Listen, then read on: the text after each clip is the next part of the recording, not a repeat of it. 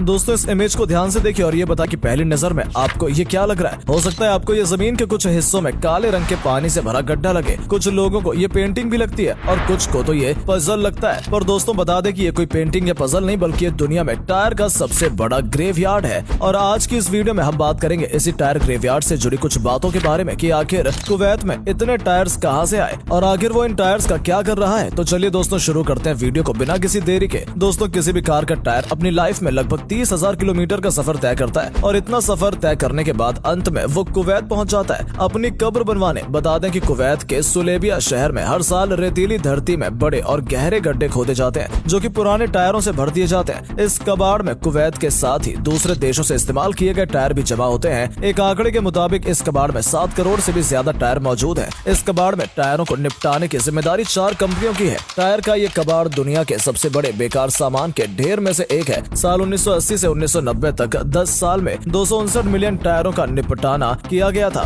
जबकि 2000 से 2001 में अमेरिका और दूसरे यूरोपीय देशों से करीब 5 मिलियन बेकार टायर जमा किए गए थे। यहाँ पिछले 20 सालों से दुनिया भर के इस्तेमाल हुए टायर्स इकट्ठा किए जा रहे हैं। इसको अगर थोड़ा ऊपर से देखा जाए तो ये कुछ इस तरह का मंजर पेश करता है। हजारों एकड़ पर फैला ये टायर ग्रेवयार्ड इतना बड़ा है, इनको हैरतअंगेज तौर पे स्पेस से भी देखा जा सकता है। दोस्तों ये ग्रेवयार्ड किसी थर्ड वर्ल्ड या डेवलपिंग कंट्री में होता तो समझ आता, लेकिन कुवैत जिसको दुनिया की अमीर और आलीशान देशों में शुमार किया जाता है, वहाँ इन टायर्स का क्या काम है या कुवैत पिछले 20 सालों से इनको धीरे धीरे इकट्ठा क्यों किया जा रहा है और आखिर इन टायर्स को वहाँ किसी काम के लिए इस्तेमाल किया जाता है। दोस्तों कुवैत एक बहुत ही अमीर देश है, इतना अमीर कि यहाँ की करेंसी का एक यूनिट यानी कि एक कुवैती दिनार 3.3 US डॉलर के बराबर बताया जा रहा है। तो ये देखकर दुनिया को बहुत चिंता है कि आखिर कुवैत को ये स्क्रैप जमा करने में क्या मजा आ रहा है। हालांकि कुवैत आज भी इसको बस जमा किए जा रहा है, इसमें से एक भी टायर को उसने अभी तक रिसाइकिल नहीं किया। कुवैत के पास पैसों की कमी तो नहीं है, इसी वजह से वो इनको कम दामों में खरीद रहा था, जबकि असल में कुवैत गवर्नमेंट के पास इसका कोई प्लान नहीं था। आखिरकार यहाँ एक वाकया हुआ जिसके बाद कुवैत ऑफिशियल्स ने इन टायर्स को सीरियस से लेना शुरू कर दिया। हुआ ये कि कुवैत के उस टायर एम्पयार्ड में आग लगाने से बड़ा खतरा पैदा होने लगा था। ये आग जब लगी थी उस वक्त उस डंपयार्ड में करीब 70 लाख टायर रखे गए थे। आग लगने की वजह से कुवैत की हवा एकदम जहरीली हो गई थी। इस डंपयार्ड में पहले भी आग लग चुकी है। रेगिस्तानी इलाका होने की वजह से खतरा ज्यादा बढ़ गया था। आग इतनी ज्यादा बढ़ गई थी कि इसे सैटेलाइट के जरिए भी देखा गया था। मीडिया रिपोर्ट्स के मुताबिक इस टायर डंपयार्ड में आग 4 दिन तक लगी हुई थी। इस आग से वो पुराने टायर सिर्फ कुवैत के लिए ही नहीं बल्कि दुनिया के लिए भी परेशानी का सबब बने हुए थे।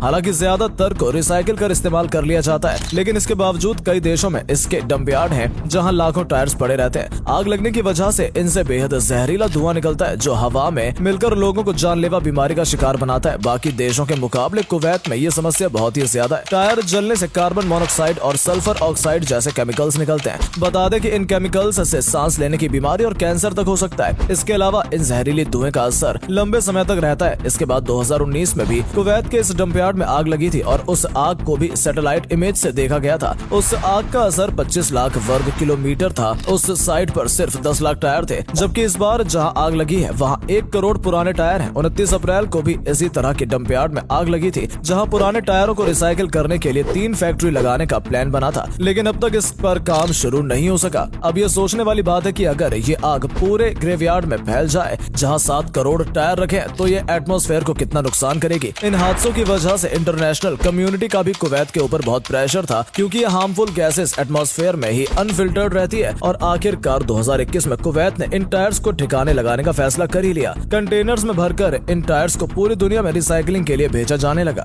दोस्तों एक नॉर्मल टायर में 3 चीजें होती हैं, रबर, कार्बन और स्टील वायर। पायरोलिसिस प्लांट की मदद से इन टायर्स को पहले मेल्ट किया जाता है। रबर मेल्ट होकर गैस बन जाती है जिसको ठंडा करके फ्यूल के तौर पर इस्तेमाल किया जाता है। उसके बाद बचता है कार्बन और स्टील वायर। कार्बन को हटाकर इन स्टील वायर्स को ठंडा करने रिसाइकलिंग फैसिलिटी में भेज दिया जाता है। इसके अलावा टायर्स को रिसाइकिल करने के और भी कई तरीके बन चुके हैं, जैसे श्रेडिंग। टायर्स को श्रेड करके पाउडर फॉर्म में लाया जाता है जिससे कंस्ट्रक्शन में इस्तेमाल होने वाला रबर टाइल्स बनाए जाते हैं। इसके अलावा अमेरिका में इन्हें जलाकर ऑयल निकाला जाता है। चंद साल पहले ऐसा दिखने वाला ये ग्रेवयार्ड 2021 में पूरी तरह से खाली कर दिया गया है और अब ऐसा दिखता है।